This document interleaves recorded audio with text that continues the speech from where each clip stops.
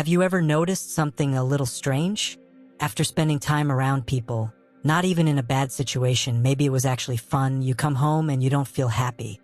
You don't feel sad either. You just feel empty, mentally tired, like your brain ran out of energy and someone unplugged you.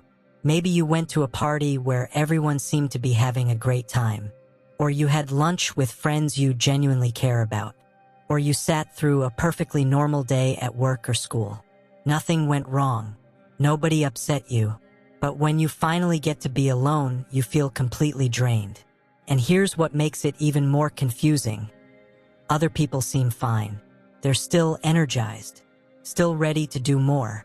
Meanwhile, you're counting down the minutes until you can leave. If that sounds familiar, this video is going to explain something important about how introverts are wired. And trust me, understanding this changed everything for me. Here's the thing most people get wrong about introverts. Introverts don't avoid people. They avoid what comes after people. The mental exhaustion, the emotional hangover, that feeling of being completely used up. Let me explain what's actually happening in your brain during social time. While you're with others, your brain is always on. You're listening carefully to what people say. You're reading their faces, noticing the small shifts in their expressions. You're choosing your words, thinking before you speak. You're paying attention to tone, yours and theirs.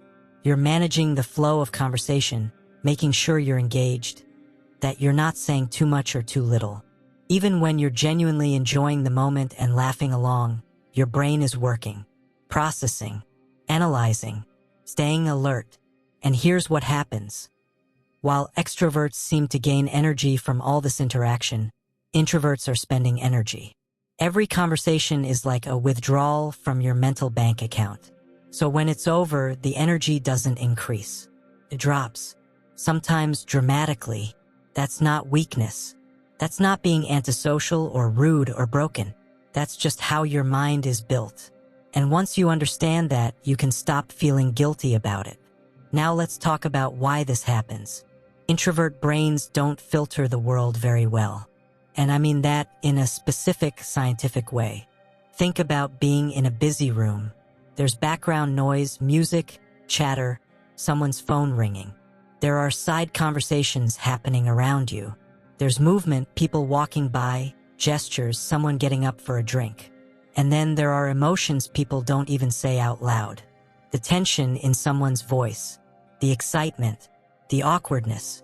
For most people, the brain automatically tunes most of that out.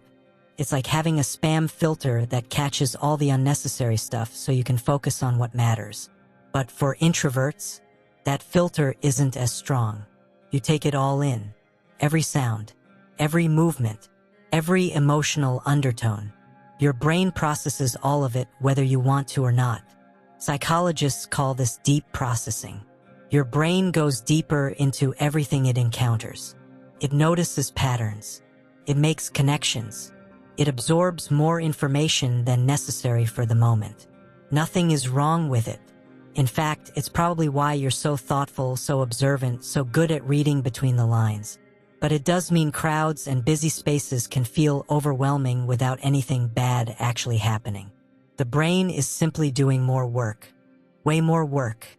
While everyone else is cruising along on autopilot, you're manually processing everything. And that takes energy. By the end of a social event, you're not just tired from being there. You're tired from experiencing it at a much deeper level than most people around you.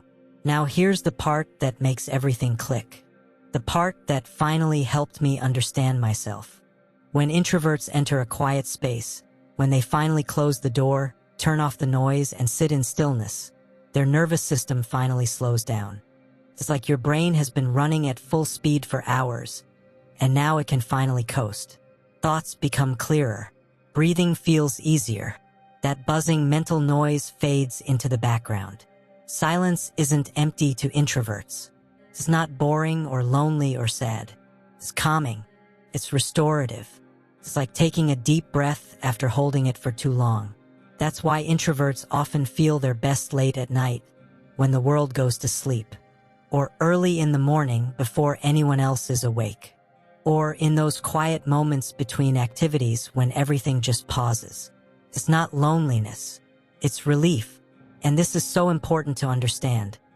Recharging alone isn't about hating people or running away from connection.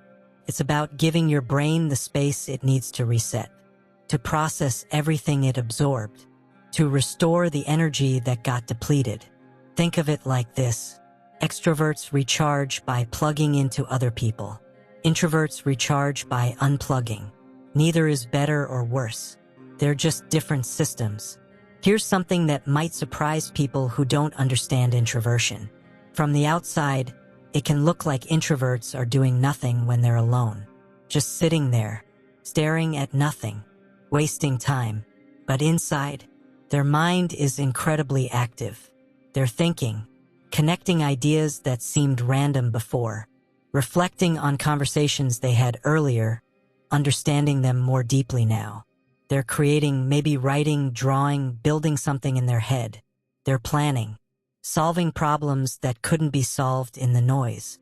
Research actually shows that introverts often thrive in deep focus work, creative work, problem solving, the kind of thinking that requires you to go inward, to shut out distractions, to sit with complexity. Being alone isn't escape for them. It's where their brain works best. It's where the magic happens.